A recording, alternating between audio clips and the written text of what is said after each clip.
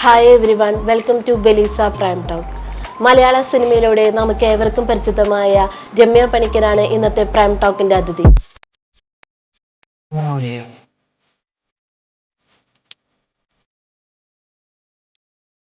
ധർമ്മജ ചേട്ടനൊക്കെ കൈവിട്ടുള്ള ഡയലോഗായിരുന്നു. എപ്പോഴും പറയുന്നു ഡയറക്ടറുണ്ട് നമുക്കൊന്നും കൂടി 3-4 ടേക്ക് പോകും. കാരണം ദുൽഖറിനെയാണല്ലോ സൈറ്റ് അടിക്കുന്നത്. ബിഗ് ബോസിനുള്ളിൽ നിന്നവർക്ക് മാത്രമേ അറിയുള്ളൂ. പുറത്തുനിന്ന് കാണുന്നവർക്ക് അത് സ്ക്രിപ്റ്റഡ് ആണെന്നൊക്കെ പറയാം. പക്ഷെ ഒരു സ്ക്രിപ്റ്റഡും അല്ല.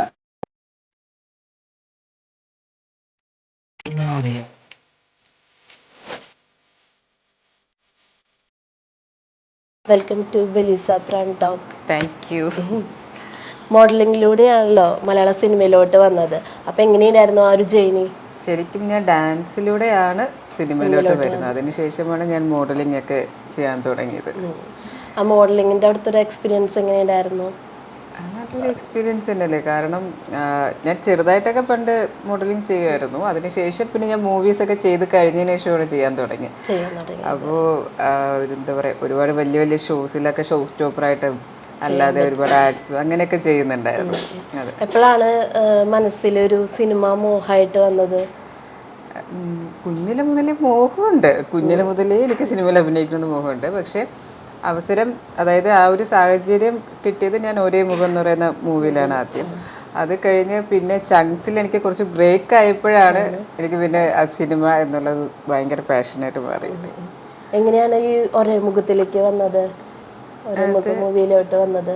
ആക്ച്വലി ഇതുപോലെ ഒരു ഇവൻറ്റിൽ വെച്ചിട്ടാണ് ഞാൻ ഡയറക്ടറെ കാണുന്നത്. അപ്പോൾ സാർ ഇതുപോലെ പറഞ്ഞു, ഒരു ക്യാരക്ടർ ഉണ്ട്, അജു ചേട്ടൻ്റെ കൂടെ ഒരു പേരായിട്ടാണ് ചെയ്യാൻ പറ്റുമെന്ന് ചോദിച്ചു. പിന്നെ ഫാമിലിയോടൊക്കെ സംസാരിച്ച് കുറച്ച് ഇതായിരുന്നു. പിന്നെ ഓക്കെ, അച്ഛനൊക്കെ ഓക്കെ പറഞ്ഞു. അജു വർഗീസിന്റെ കൂടെയുള്ള ആ ഒരു എക്സ്പീരിയൻസ് എങ്ങനെയുണ്ടായിരുന്നു? ശരിക്കും ഞാൻ ഫസ്റ്റ് മൂവി തന്നെ ചെയ്യുന്നത് ധ്യാൻ ചേട്ടൻ, അജു ചേട്ടനൊക്കെ ഉള്ള ഒരു വലിയൊരു ആർട്ടിസ്റ്റും വലിയൊരു ക്രൂ ഒക്കെ ഉള്ള ഒരു മൂവിയിലാണ്. അപ്പോൾ അത് ഭയങ്കര ഒരു എക്സ്പീരിയൻസ് ആയിരുന്നു. പിന്നെ ഭയങ്കര സപ്പോർട്ടായിരുന്നു. എല്ലാ ആർട്ടിസ്റ്റും നമ്മളത് ഭയങ്കര സപ്പോർട്ടായിരുന്നു. അജു ചേട്ടനൊക്കെ ആണെന്നുണ്ടെങ്കിൽ ടെൻഷൻ ആവണ്ട, നമുക്കൊക്കെ ആദ്യമായിട്ട് ചെയ്യുമ്പോൾ ഭയങ്കര ടെൻഷനാണല്ലോ. അപ്പോൾ ഭയങ്കര സപ്പോർട്ടായിരുന്നു. അതുപോലെ തന്നെ ധ്യാൻ ചേട്ടനാവട്ടെ, അതിലുള്ള ബാക്കി എല്ലാ ആർട്ടിസ്റ്റും, അതുപോലെ ഡയറക്ടർ ആയിക്കോട്ടെ. പിന്നെ നമുക്ക് എന്താ പറയുക, ഞാൻ ആദ്യമായിട്ടാണ് ക്രൂ ഒക്കെ കാണുന്നതും. അപ്പോൾ ഭയങ്കര സപ്പോർട്ട് ചെയ്തു. ഭയങ്കര എന്താ പറയുക, നമ്മൾ കംഫർട്ടബിൾ ആയിരുന്നു ആ ലൊക്കേഷൻ. ചങ്സിലോട്ട് വരുമ്പോൾ ജോളി മിസ്സിനെ എല്ലാവർക്കും ഭയങ്കര ഇഷ്ടമാണ്. ജോളി മിസ് എന്ന് കേൾക്കുമ്പോൾ തന്നെ എല്ലാവർക്കും എന്താ പറയുക, ഞങ്ങൾക്ക് അറിയാം, ജോളി മിസ്സിനെ അറിയാമെന്ന് പറയണേ. അപ്പോൾ അവിടുത്തെ ഒരു അനുഭവം എങ്ങനെയായിരുന്നു? ചങ്സിൽ ശരിക്കും ഒമറിക്ക കൂടുതൽ ലൈവായിട്ടാണ് ഇപ്പോൾ ഡയലോഗും എല്ലാം. അപ്പോൾ സ്ക്രിപ്റ്റ് വളരെ കുറവാണ്, കൂടുതൽ കയ്യിൽ നിന്നിടും. ധർമ്മജ ചേട്ടനൊക്കെ കയ്യിൽ നിന്നിട്ടുള്ള ഡയലോഗായിരിക്കും. അപ്പോൾ ആ ഒരു സീന് ചെയ്യുന്ന സമയത്ത് ശരിക്കും സെറ്റ് ഫുള്ള് ഭയങ്കര ചിരിയായിരുന്നു കേട്ടോ. പിന്നെ ധർമ്മജ ചേട്ടനൊക്കെ ഓപ്പോസിറ്റിൽ നിന്ന് ഓരോ കമൻറ്റ് പറയുമ്പോൾ നമ്മളിങ്ങനെ ചിരിക്കാതെ ഭയങ്കര ഗൗരവത്തിലിരിക്കണം, കാരണം ടീച്ചറാണല്ലോ. പക്ഷെ ഭയങ്കര രസമായിരുന്നു അത്. ആ ഒരു സീനായിരുന്നു എനിക്ക് ഭയങ്കരമായിട്ട് ബ്രേക്ക് ആയത്. ഇപ്പോഴും ജോളി മിസ് എന്ന് പറഞ്ഞു കഴിഞ്ഞാൽ എല്ലാവർക്കും അറിയാം. അപ്പൊ ഈ പുറത്തൊക്കെ പോകുമ്പോ ജോളി മിസ് എന്ന് വിളിക്കുമ്പോ എന്താ മനസ്സിൽ ആദ്യമായിട്ട് ഓടി വരിക, എന്താ തോന്നുന്നത്? സന്തോഷമായി. കാരണം ആ ഒരു ക്യാരക്ടർ അത്ര ഇഷ്ടപ്പെട്ടുകൊണ്ടാണല്ലോ എല്ലാവരും ഇപ്പോഴും ഓർത്തിരിക്കുന്നത്. അപ്പോൾ ഒരുപാട് സന്തോഷം. നമ്മൾ അഭിനയിച്ചതിന് ഒരു അംഗീകാരം എന്ന് പറയുന്നത് തന്നെ ഇങ്ങനെ നമ്മുടെ ഒരു ക്യാരക്ടർ വിളിക്കുമ്പോഴാണ്, ആ ക്യാരക്ടർ പേര് വിളിക്കുമ്പോഴാണ്. ഇപ്പോൾ അഭിനയം ഇല്ലാതെ ജീവിതത്തിൽ വേറെ എന്തൊക്കെയാണ് ചെയ്യാറുള്ളത്?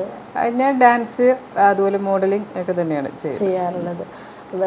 എന്താ പറയുക, ട്രാവലിങ്ങിനോട് ഭയങ്കര ഇഷ്ടമുള്ള ഒരാളാണോ? അത്യാവശ്യം ട്രാവലിംഗ് ഒക്കെ ചെയ്യുന്നുണ്ട്. പിന്നെ ഷൂട്ട് സംബന്ധിച്ച് നമ്മളെപ്പോഴും ട്രാവലിംഗ് ആണല്ലോ. ഇപ്പോൾ ഷോസ് ഒക്കെ കൂടുതൽ പുറത്താണ് ചെയ്യുന്നത്.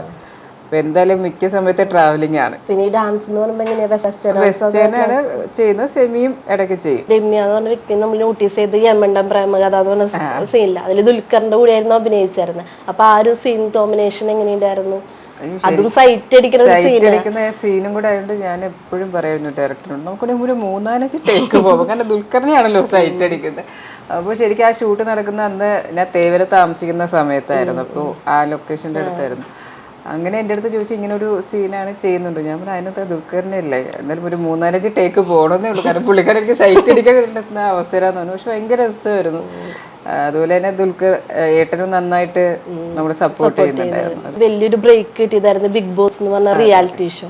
അപ്പോൾ അവിടുത്തെ ഒരു അനുഭവങ്ങളൊക്കെ എങ്ങനെയുണ്ടായിരുന്നു, അല്ലെങ്കിൽ അവിടുത്തെ രീതികളൊക്കെ എങ്ങനെയുണ്ടായിരുന്നു? അതൊരു വല്ലാത്ത അനുഭവം. അത് ശരിക്കും പറഞ്ഞാൽ നമ്മളിപ്പോൾ ഈ ഒരു കാലഘട്ടത്തിൽ നമ്മൾ ഫോണില്ല, സോഷ്യൽ മീഡിയ അല്ലെങ്കിൽ നമ്മുടെ TV വാച്ച് ഒന്നും സമയം ഒന്നും അറിയാണ്ട് ഈ അറിഞ്ഞൂടാത്ത കുറച്ച് പേരുമായിട്ട് ഒരു വീടിനുള്ളിൽ കഴിയുവാണ്. അപ്പം അതിൻ്റേതായിട്ടുള്ള കുറേ ബുദ്ധിമുട്ടുണ്ട്. പക്ഷേ ആ ഒരു ബുദ്ധിമുട്ട് നമ്മൾ അനുഭവിച്ചെങ്കിലും കുറേ ടാസ്ക് അങ്ങനെയുള്ള കാര്യങ്ങളൊക്കെ ഉണ്ടായിരുന്നെങ്കിലും നല്ല റീച്ചായിരുന്നു. എനിക്കൊക്കെ അത്യാവശ്യം നല്ല മൈലേജ് ഉണ്ടായിരുന്നു. കാരണം എനിക്ക് തോന്നുന്നു സെക്കൻഡ് ലോക്ക്ഡൗൺ സമയത്തായിരുന്നു നമ്മുടെ ബിഗ് ബോസ് കിടക്കുന്നത്. അപ്പോൾ എനിക്ക് കിട്ടിയൊരു ഭാഗ്യം എന്ന് പറഞ്ഞാൽ ഞാൻ ആദ്യം എവിറ്റഡ് ആയിട്ട് ഞാൻ ഓൾറെഡി വൈൽഡ് കാർഡ് എൻട്രിയിലാണ് കയറുന്നത്. അത് കഴിഞ്ഞിട്ട് വീണ്ടും റീ എൻട്രി ചെയ്തു. ഈസ്റ്റർ ദിവസം വീണ്ടും വൈൽഡ് കാർഡ് എൻട്രി ആയിട്ട് തന്നെ ചെയ്തു. അപ്പൊ ആ ഒരു സെക്കൻഡ് എൻട്രിയിലാണ് എനിക്ക് ബ്രേക്ക് കിട്ടിയത്.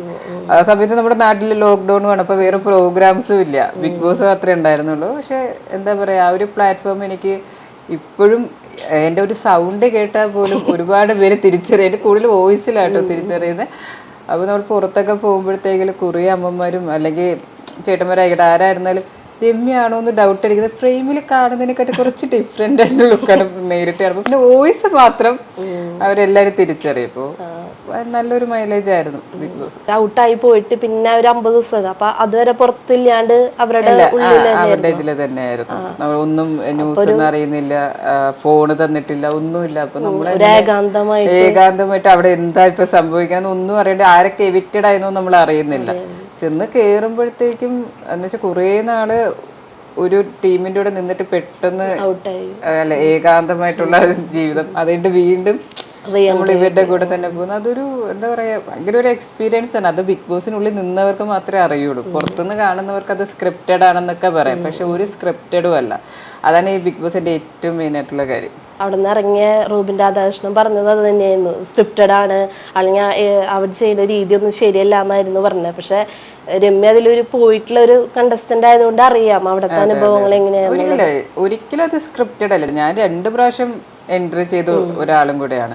അവിടുത്തെ ടാസ്ക് ആയിക്കോട്ടെ, ഇപ്പോൾ ഒരു ടാസ്ക് തരുമ്പോൾ ചില ക്യാരക്ടേഴ്സൊക്കെ നമ്മൾ ആവണമെന്ന് പറയും. അതിൽ കുറച്ച് പേര് ആർട്ടിസ്റ്റാണ്, ചില ആൾക്കാർ അല്ലാത്തവരുണ്ട്. പക്ഷെ ആ ഒരു ടാസ്ക് വരുമ്പോൾ എല്ലാവരും അതിനനുസരിച്ച് നീങ്ങും. പിന്നെ എൻ്റെ സീസണിൽ നോബി ചേട്ടനും മണിക്കൂടി ചേട്ടനൊക്കെ ഉണ്ട്. അപ്പോൾ ഇവരൊക്കെ ഭയങ്കര കൗണ്ടറൊക്കെ പറയും. അപ്പോൾ നമ്മൾ അതനുസരിച്ച് പിടിച്ച് നിൽക്കുമ്പോൾ പുറത്തുനിന്ന് കാണുന്നവർ വിചാരിക്കും ഇത് സ്ക്രിപ്റ്റഡ് ആണ്, അല്ലെങ്കിൽ ഇങ്ങനെ ഇവർ പെട്ടെന്ന് ഇങ്ങനെ ചേഞ്ചസ് ആവണം, അല്ലെങ്കിൽ എന്താ ഇങ്ങനെ പെട്ടെന്ന് വഴക്കുണ്ടാവണം. ഈ വഴക്കുണ്ടാവുന്നത് നമ്മൾ വേറെ ആരും കാണുന്നില്ലല്ലോ. ഈ 19 പേരുമായിട്ട് മാത്രമായിട്ട് നമ്മൾ മിങ്കിൾ ചെയ്യുന്നത്. അപ്പോൾ സ്വാഭാവികമായിട്ട് അവിടെ എന്താ പറയുക സംസാരമാവും, വഴക്കുണ്ടാവും. പക്ഷെ വഴക്കുണ്ടായാലും അപ്പോൾ തന്നെ അത് സോൾവ് ആയിട്ട് നമ്മൾ വീണ്ടും ചിരിച്ചു കളിക്കും. ഇത് കാണുമ്പോഴാണ് സ്ക്രിപ്റ്റഡ് ആണെന്ന് മിക്കവരും പറയുന്നത്. ഇപ്പോഴും ആ ഒരു ടീമായിട്ട് കോണ്ടാക്റ്റും എല്ലാവരും ഞാനിപ്പോ നമ്മുടെ സീസൺ ഉണ്ടായിരുന്നല്ലോ ഫിനാലെ, അതിൽ പോയിട്ടുണ്ടായിരുന്നു. ഞാനും നോബി ചേട്ടനൊക്കെ ആയിട്ടുള്ള ഒരു ചെറിയ സ്കിറ്റൊക്കെ ഉണ്ടായിരുന്നു. അപ്പൊ അവിടെ പോയി എല്ലാരും കാണുന്നുണ്ടായിരുന്നു. പിന്നെ ബിഗ് ബോസ് കണ്ടിട്ട് ഡയറക്ടേഴ്സ് ഒക്കെ നമ്മളെ വിളിക്കാറുണ്ടോ? ഞാൻ ഇറങ്ങിയ സമയത്ത് എനിക്കൊന്നും എന്നെ ഒരുപാട് പേര് കോണ്ടാക്ട് ചെയ്തു. ശരിക്കും നമ്മൾ ആദ്യം ഇറങ്ങുമ്പോൾ കുറച്ച് മെമ്മറി ലോ ഉണ്ടാവും കേട്ടോ. കാരണം നമ്മൾ 3 മാസത്തിന് ശേഷമാണ് ഫോണ് യൂസ് ചെയ്യുന്നത്. അപ്പോൾ കുറേ കോഴ്സൊക്കെ വരുമ്പോൾ നമുക്ക് ആദ്യമൊക്കെ ഭയങ്കര ബുദ്ധിമുട്ടായിരിക്കും. കുറേ ഡയറക്ടേഴ്സ്, അതായത് വലിയ വലിയ ഡയറക്ടേഴ്സും ഒക്കെ വിളിച്ചപ്പോഴത്തേക്കാണ് എല്ലാവരും പറയുവാണ് ഓൾറെഡി അവിടെ ലോക്ക്ഡൗൺ ആണ്, അപ്പോൾ വേറെ പ്രോഗ്രാം ഇല്ല, നിങ്ങളുടെതാണ് ലൈവ് കണ്ടുകൊണ്ടിരുന്നത്. അപ്പം നമ്മുടെ വീട്ടിൽ ഡെയിലി ചർച്ചയാണ് ഇന്ന് എന്തായിരിക്കും സംഭവിക്കുന്നത്. വീട്ടിൽ തന്നെ ഇപ്പോൾ ഒരു 4 പേരുണ്ടെങ്കിൽ 4 പേരെ ഇഷ്ടപ്പെടുന്നവരായിരിക്കും. അങ്ങനെ എന്നെ വിളിച്ചിട്ടുണ്ട്. രമ്യ അത്യാവശ്യം പെർഫോം ചെയ്തതായിരുന്നാലും അല്ല എൻ്റെ ഭാഗത്ത് എന്തെങ്കിലും തെറ്റുണ്ടായിട്ടുണ്ടെങ്കിൽ എല്ലാം എന്നെ ഒരുപാട് ഡയറക്ടേഴ്സൊക്കെ വിളിച്ചിട്ടുണ്ടായിരുന്നു. രമ്യനെ ഏറ്റവും കൂടുതൽ എല്ലാവരും അറിയാൻ തുടങ്ങിയതും ബിഗ് ബോസ്. അതെ അതെ തീർച്ചയായിട്ടും. എങ്ങനെ ബോൾഡ് ആണോ, നമ്മളെ കുറിച്ചിട്ട് ഏറ്റവും കൂടുതൽ മനസ്സിലാക്കുന്നത് അതിലൂടെ തന്നെ. അതെ ഞാനായിട്ട് എന്നെ നിന്നു. അത് എന്നെ പരിചയമുള്ള എല്ലാവരും പറയാറുള്ളത്. ഞാനെങ്ങനെ ഇപ്പം എങ്ങനെ നിങ്ങളോട് എങ്ങനെ സംസാരിച്ചാൽ അത് തന്നെയായിരുന്നു അവിടെ. എനിക്ക് ഇഷ്ടമല്ലാന്ന് തോന്നി ഞാനത് ഓപ്പണായിട്ട് പറയും. ബിഗ് ബോസ് എന്ന് പറഞ്ഞാൽ ആ ഷോയിലെ ഏറ്റവും നല്ലൊരു ഓർമ്മ എന്ന് പറയാനായിട്ട് എന്താണ്? ഏറ്റവും നല്ലൊരു ഓർമ്മ എന്ന് പറയുന്നത് എന്നും എല്ലാ ആഴ്ചയും ലാൽ സാറിനെ കാണാം. പിന്നെ എനിക്ക് ഏറ്റവും കൂടുതൽ സന്തോഷം, ഞാൻ 2 പ്രാവശ്യം സ്റ്റേജിൽ വന്നു പോകുന്നുണ്ട്. അപ്പോൾ സാറുമായിട്ട് സ്റ്റേജിൽ അങ്ങനെ 2 പ്രാവശ്യം നിൽക്കുന്നുണ്ട്. പിന്നെ ഈ പറഞ്ഞ പോലെ നല്ല കുറേ പുതിയ ഫ്രണ്ട്സ് അല്ലേ നമ്മുടെ ആ വീട്ടിനുള്ളിൽ നിൽക്കുക എന്ന് പറഞ്ഞു കഴിഞ്ഞാൽ ഇനി മരിക്കുന്നിടത്തോളം കാലം പറയാനുള്ള വിശേഷമുണ്ട്. നമുക്ക് മാത്രം അറിയാന്നുള്ളതാ. കാരണം ഇപ്പോൾ ഒരു 1.5 മണിക്കൂർ അവർക്ക് ടെലികാസ്റ്റ് ചെയ്യാൻ പറ്റുള്ളായിരുന്നു. അന്ന് ലൈവില്ല. അപ്പോൾ അതിനുള്ളിൽ നടക്കുന്ന കുറേ കാര്യങ്ങളും കോമഡിയൊക്കെ നമ്മൾ എപ്പോഴും ഇങ്ങനെ പരസ്പരം കാണുമ്പോഴത്തേക്കും നമ്മൾ സംസാരിക്കും. അങ്ങനെ നല്ലൊരു ഇതായിരുന്നു. സിനിമയിലെ അവസരങ്ങളൊക്കെ ചോദിച്ചിട്ട് പോവാറുണ്ടോ? ഡയറക്ടേഴ്സിനോടാ അല്ലെങ്കിൽ അടുത്ത? അങ്ങനെ ഞാൻ ഓഡീഷനൊന്നും ഇതുവരെ പോയിട്ടില്ല, അങ്ങനെ അവസരം ചോദിച്ചിട്ടില്ല. ദൈവത്തിന്റെ ഒരു അനുഗ്രഹം കൊണ്ട് നമുക്കിങ്ങനെ കണക്ട് ചെയ്ത് കിട്ടുന്നു. ഈ അവസരങ്ങളൊക്കെ നമുക്ക് എപ്പോഴെങ്കിലും നിഷേധിക്കപ്പെടുന്നതായിട്ട് തോന്നിയിട്ടുണ്ടോ? ഇല്ല, എനിക്ക് അങ്ങനെയൊന്നും ഫീൽ ചെയ്തിട്ടില്ല. ഞാനിപ്പോഴും കംഫർട്ടാണ്. ഒരു സിനിമയിൽ അഭിനയിക്കാൻ പോവാന്ന് പറയുമ്പോൾ അച്ഛനമ്മയ്ക്ക് എന്താ പറഞ്ഞ? അത് ഞാനൊരു കരിയറായിട്ട് എടുക്കാൻ പോവാന്ന് പറഞ്ഞപ്പോ? ഇല്ല, ആദ്യം അച്ഛനമ്മയും വലിയ താല്പര്യം ഇല്ലായിരുന്നു. പിന്നെ എൻ്റെ ചേച്ചി സൗമ്യ, അപ്പോൾ ചേച്ചിയുടെ ഹസ്ബൻഡ് മിഥുൻ ചേട്ടനൊക്കെ ഭയങ്കര സപ്പോർട്ടായിരുന്നു. അവർക്ക് ഭയങ്കര ഇഷ്ടമാണ്. അച്ഛനമ്മയ്ക്ക് ഇഷ്ടമാണ്, എന്നാലും അവർക്ക് പേടിയായിരുന്നു. പക്ഷെ ചേച്ചിയുടെ കല്യാണം കഴിഞ്ഞപ്പോൾ ചേട്ടനൊക്കെ ഭയങ്കര സപ്പോർട്ട് ചെയ്തപ്പോൾ ഓക്കെ, നിന്റെ കരിയറാണ്, നീ നോക്കുക. പിന്നെ അവരൊരിക്കലും പിടിച്ചു വെച്ചൊന്നും ആളെ പറയാൻ പാടില്ല എന്നാണ് ഇപ്പം എൻ്റെ അച്ഛനും അമ്മയും അഭിമാനിക്കുന്നു തന്നെയാണ് ഇന്റർവ്യൂവിൽ പറഞ്ഞു കേട്ടോ. ഞാൻ പറഞ്ഞില്ല, അവര് പറഞ്ഞു. സുഹൃത്തുക്കളുണ്ടാവും, അപ്പോൾ ഈ സുഹൃത്തുക്കളൊക്കെ എന്താണ് പറയാറ്? ഇപ്പൊ സിനിമ കണ്ടിട്ട് അല്ലെങ്കിൽ അതിനെ കുറിച്ചിട്ട് പറയാറ്? എന്തെങ്കിലും മിസ്റ്റേക്ക് ഉണ്ടെങ്കിൽ എൻ്റെ ഫ്രണ്ട്സൊക്കെ പറയാറുണ്ട്, എൻ്റെ ഫാമിലി ഒക്കെ പറയാറുണ്ട്. എൻ്റെ ചേച്ചിയാണ് കൂടുതലും പറയുന്നത്. എന്തെങ്കിലും ഇപ്പോൾ ഒരു പെർഫോമൻസ് ആയിക്കോട്ടെ, ആക്ടിങ് ആയിക്കോട്ടെ, എന്തെങ്കിലും ഒരു ചെറിയ മിസ്റ്റേക്ക് ഉണ്ടെങ്കിൽ ചോദിക്കുന്നവർക്ക് കുറച്ചുകൂടെ നന്നായിട്ട് ചെയ്യുന്നുണ്ട് എന്നൊക്കെ പറയും. അഭിപ്രായം എല്ലാവരും പറയും. ഞാനിപ്പോൾ നെഗറ്റീവായാലും പോസിറ്റീവായാലും എടുക്കും, കാരണം നമ്മുടെ നല്ലതിന് വേണ്ടിയിട്ടാണല്ലോ പറയുന്നത്. ഓരോ സിനിമ ചെയ്ത് കഴിയുമ്പോഴും അത് ഒത്തിരി കൂടി നന്നാക്കാൻ വേണ്ടി എന്തൊക്കെ കാര്യങ്ങളാണ് ചെയ്യാറ്? ശരിക്കും നമ്മൾ ചെയ്ത മൂവി, ഇപ്പൊ ആക്ട് ചെയ്ത മൂവിയാണെന്നുണ്ടെങ്കിൽ 1-2 വട്ടം കാണും. കണ്ടിട്ട് നമുക്ക് സ്വയം തോന്നുമല്ലോ കുറച്ചും കൂടെ നന്നാക്കാം, അല്ലെങ്കിൽ കുറച്ചുകൂടെ ലൈവ് ആവാം, അല്ലെങ്കിൽ ഓക്കെ കറക്റ്റാണ്, ഇങ്ങനെ തന്നെ പോയാൽ മതി, ഓവറാക്കണ്ട എന്ന് തോന്നിയിട്ട് എന്താണ് മിസ്റ്റേക്ക് അതനുസരിച്ച് നമ്മൾ സ്വയം വർക്ക്ഷോപ്പ്. അത്രയാണ്. ഇപ്പോഴത്തെ ന്യൂ പ്രോജക്ട്സ് എന്ന് പറയാനായിട്ട് ഏതൊക്കെയുള്ളത്? ഇപ്പോൾ ഷൂട്ട് കഴിഞ്ഞ 3 മൂവിയാണ്. ഒന്ന് ജിത്തു സാർ ഡയറക്റ്റ് ചെയ്ത റാം, ലാൽ സാറിൻ്റെ. പിന്നെ സൂപ്പർ ഗുഡ് ഫിലിംസിൻ്റെ ബാനറിൽ രതീഷ് രഘുനാഥൻ ഡയറക്റ്റ് ചെയ്ത ദിലീപ് ഏട്ടൻ്റെ മൂവി D148, അതിൽ നല്ലൊരു ക്യാരക്ടർ ചെയ്തു. പിന്നെ ജോഷി എന്ന് പറഞ്ഞ പുതിയ ഡയറക്ടറാണ്, പുള്ളിയുടെ ഒരു മൂവി കുരുവിപ്പ എന്ന് പറഞ്ഞിട്ട് ചെയ്തു. ഇപ്പോൾ ദിലീപേട്ടൻ്റെ കൂടെ വർക്ക് ചെയ്യുന്നു പറഞ്ഞു, അടുത്തൊരു എക്സ്പീരിയൻസ് എങ്ങനെയായിരുന്നു? ഫസ്റ്റ് ടൈമാണ് ദിലീപേട്ടൻ്റെ കൂടെ വർക്ക് ചെയ്യുന്നത്. എൻ്റെ ഭാഗ്യമായിട്ട് കരുതുന്നു, കാരണം ഭയങ്കര സപ്പോർട്ടായിരുന്നു. ആ ക്രൂ ആയിരുന്നല്ലോ എല്ലാവരും കേട്ടോ, ഡയറക്ടറും ഒക്കെ ഭയങ്കര സപ്പോർട്ടായിരുന്നു. അതിനെക്കുറിച്ച് ഇപ്പോൾ കൂടുതൽ പറയാൻ പാടില്ല, കാരണം സിനിമയുടെ ഷൂട്ട് കഴിഞ്ഞുകൊണ്ടിരിക്കുന്നേ ഉള്ളൂ. എന്നാലും എന്താ പറയുക, D148 എന്നാണ് ഇപ്പം ടൈറ്റിൽ അനൗൺസ് ചെയ്തിട്ടില്ല, ഇപ്പം ഇങ്ങനെ അറിയുന്നത്. പക്ഷെ ഭയങ്കര നല്ലൊരു ബ്രേക്ക് ആവുന്ന ഒരു ക്യാരക്ടറാണെന്ന് ഞാൻ വിശ്വസിക്കുന്നു. അപ്പോൾ റാമിലുണ്ടെന്ന് പറഞ്ഞു. അപ്പൊ റാമിൽ എന്ന് വെച്ച് കഴിഞ്ഞാൽ എല്ലാവരും ഇപ്പൊ കാത്തിരിക്കുന്ന ഒരു മൂവിയാണ്. റിലീസിംഗ് ഡേറ്റ് ഇതുവരെ പറഞ്ഞിട്ടില്ല അവര്. അപ്പൊ അതിലത്തെ ഒരു അനുഭവം എങ്ങനെയുണ്ടായിരുന്നു? ലാൽ സാറിന്റെ കൂടെ ആയിരുന്നു. അപ്പൊ അത് ജിത്തു സാറിന്റെ കൂടെ ഒക്കെ വർക്ക് ചെയ്യാൻ ലീഡിങ് റോളാണോ? അല്ല, ഒരു ക്യാരക്ടർ റോൾ തന്നെയാണ്. അപ്പോൾ എല്ലാ എന്താ പറയാ, ജിത്തു സാറിന്റെ കൂടെയും ലാൽ സാറിന്റെ കൂടെ ഒക്കെ വർക്ക് ചെയ്യാന്നൊക്കെ പറഞ്ഞാൽ തന്നെ ഒരു ഭാഗ്യമാണ്. അധികം ഒരു ഭയങ്കര ടെൻഷനായിരുന്നു കേട്ടോ. പക്ഷെ ഓക്കെ, സാറൊക്കെ ഭയങ്കര കമ്പ്യൂട്ടറായിട്ട് ഇരുമേ ടെൻഷൻ ആവണ്ട, റിലാക്സ് ചെയ്യും, ഡയലോഗൊക്കെ പതുക്കെ പറഞ്ഞാൽ മതി, ഇങ്ങനെ പറയാം. അപ്പൊ തന്നെ നമുക്ക് ഭയങ്കര കംഫർട്ടബിൾ ആവും. ഒരു ലീഡിങ് ക്യാരക്ടറായിട്ട് കിട്ടിയതായിരുന്നു ചോരൻ എന്ന് പറഞ്ഞ മൂവി. അപ്പൊ അതിന്റെ ഒരു അവിടുത്തെ ഒരു അറ്റ്മോസ്ഫിയർ ഒക്കെ എങ്ങനെയുണ്ടായിരുന്നു? അത് ഫുൾ നൈറ്റ് ഷൂട്ടായിരുന്നു കേട്ടോ. എനിക്കൊന്നും ഡേ എന്ന് പറയാനായിട്ട് ഒരു ദിവസം ഉണ്ടായിരുന്നുള്ളൂ, ബാക്കി ഫുൾ ദിവസവും നൈറ്റ്. ഭയങ്കര ബുദ്ധിമുട്ടായിട്ട് ഫീൽ ചെയ്തു. ആദ്യമൊക്കെ ഭയങ്കര ബുദ്ധിമുട്ടായിരുന്നു, കാരണം നമ്മൾ ഈ നൈറ്റ് ഷൂട്ട് കഴിഞ്ഞിട്ട് ഇപ്പൊ ഡേ കിടന്ന് ഉറങ്ങാന്ന് വെച്ചാൽ ഒരിക്കലും ഉറങ്ങുന്ന കാര്യമില്ല, കാരണം കോൾസ് വരും, അല്ലെങ്കിൽ നമ്മൾ എഴുന്നേക്കും. പിന്നെ ശീലമായി. പക്ഷെ എന്താ പറയാ, അതൊരു അത്ര എഫേർട്ട് എടുത്തെങ്കിലും അത്ര നല്ലൊരു ക്യാരക്ടർ ആയിരുന്നു, എനിക്കത് ചെയ്യാൻ പറ്റി. ഇപ്പോഴും ഞാൻ അത് ഒരുപാട് പ്രൊഫൈലായിട്ട് കാണിക്കുന്നത് ആ ഒരു മൂവി തന്നെയാണ് ചോര. മലയാള സിനിമയിലെ ഏത് നടന്റെ കൂടെ അഭിനയിക്കാനാണ് ഏറ്റവും കൂടുതൽ ഇഷ്ടം? എനിക്ക് എല്ലാ നടന്മാരോടെയും അഭിനയിക്കാൻ ഇഷ്ടമാണ്. മമ്മൂക്കരോടെയും ദുൽഖറേട്ടനോട് അഭിനയിക്കണമെന്നൊക്കെ ആഗ്രഹമുണ്ട്. പിന്നെ ചെറുതായിട്ട് വിജയ്, സൂര്യ, ഇവരോടൊക്കെ അഭിനയിക്കണമെന്നൊക്കെ ആഗ്രഹമുണ്ട്. അപ്പൊ അന്യഭാഷ ചിത്രങ്ങളൊക്കെ ഞാൻ ഇതുവരെ ചെയ്തിട്ടില്ല, ഞാൻ കമ്മിറ്റ് ചെയ്തിട്ടുണ്ട്. ഇപ്പൊ ഒരുപാട് പേര് നമ്മളെ പരിഹസിക്കുന്നവരുണ്ടാവാം, അല്ലെങ്കിൽ ഒരുപാട് നമ്മൾ എന്തെങ്കിലും പറഞ്ഞവര് നിരാശപ്പെടുത്തുന്നവരുണ്ടാവും. അപ്പൊ ഇത്തരത്തിലുള്ള അഭിപ്രായങ്ങളെ എങ്ങനെയാ നോക്കി കാണുന്നുണ്ടാവുക? അത് അവരുടെ അഭിപ്രായം, അവര് പറഞ്ഞോട്ടെ. അവരുടെ സൗണ്ട്, അവരുടെ എനർജി. പിന്നെ പോസിറ്റീവായിട്ടുള്ള കാര്യമാണെങ്കിൽ നമ്മൾ ഓക്കെ അതെടുക്കാം. ഇല്ല നെഗറ്റീവ് ആണെങ്കിൽ നമ്മൾ ഇതുവഴി കെട്ടി ഇതുവഴി കളയാം, അത്രേ ഉള്ളൂ. ഞാൻ അങ്ങനെ ചിന്തിക്കാറുള്ളൂ.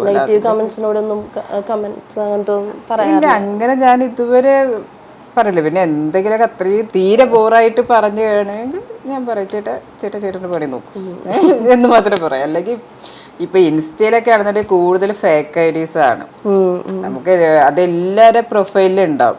അല്ലാതെ ഇപ്പോൾ ഒരു ആർട്ടിസ്റ്റ് തന്നെ വേണമെന്നില്ല, സോഷ്യൽ മീഡിയയിലുള്ളവരായിരുന്നാലും അല്ലാതെ ഇപ്പോൾ നോർമലായിട്ടുള്ളൊരു എന്തിട്ടാലും ഏതെങ്കിലും ഒരു ഫേക്ക് ഐ ഡി വന്ന് എന്തെങ്കിലുമൊക്കെ കമൻറ്റ് ഇടും. പിന്നെ അത് മൈൻഡ് ചെയ്യാൻ പോയി കഴിഞ്ഞാൽ പിന്നെ അതിനെ സമയം കാണും.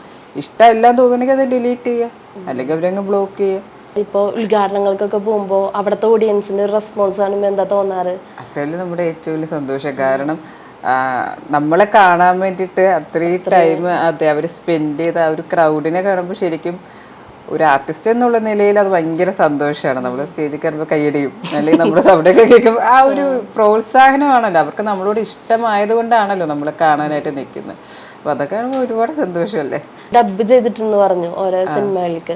അപ്പോൾ അതെങ്ങനെയാ വന്നത്? ഡബ് ഞാൻ ഫസ്റ്റ് ഡബ് ചെയ്യുന്ന ചാൻസ് ഇല്ല, ആ ധൈര്യം ഉമ്മറിക്കാണ്. കമ്പൊക്കെ വെച്ചിട്ടാണ് നിന്നത്, നീ ഡബ് ചെയ്തേ പറ്റൂന്ന് പറഞ്ഞു. അത് കഴിഞ്ഞ പിന്നെ ഞാൻ അഭിനയിച്ചിട്ടില്ല. അഡാർ ലവില് ഒരു ക്യാരക്ടറിന് വേണ്ടിയിട്ട് ഡബ് ചെയ്തു. ബാക്കി എല്ലാ സിനിമയിലും വേറെ ആർട്ടിസ്റ്റിനെ ബാക്കി എല്ലാത്തിലും വേറെ ആർട്ടിസ്റ്റ് ആട്ടോ ഡബ് ചെയ്യുന്നത്. ഡബിങ് ആർട്ടിസ്റ്റ് ആയിരുന്നു. ഇപ്പൊ ഏതൊരു അഭിനേതാവിനോട് ചോദിച്ചാലും അവർക്കൊരു ഡ്രീം ക്യാരക്ടർ ഉണ്ടാവും. അതുപോലെ രമ്യക്ക് ഏത് ക്യാരക്ടർ ചെയ്യാനാണ് ഇഷ്ടം?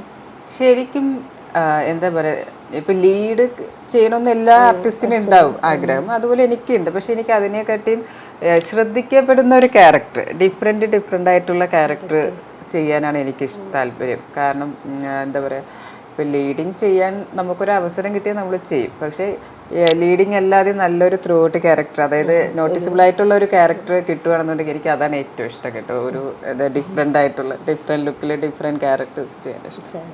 നമ്മുടെ ബെലീസ പ്രേക്ഷകരോട് എന്താണ് പറയാനുള്ളത്?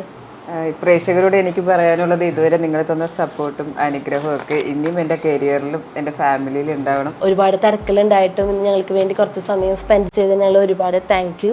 ഒരുപാട് വലിയ പ്രോജക്റ്റുകളുടെ ഭാഗമാകട്ടെ എന്ന് ഞങ്ങൾ ആശംസിക്കുന്നു. അതുപോലെ തന്നെ ദുൽഖർ സൽമാന്റെ കൂടെ അഭിനയിക്കാനുള്ള ഒരു വലിയൊരു ഭാഗ്യം കിട്ടട്ടെ എന്ന് ഞങ്ങൾ ആശംസിക്കുന്നു.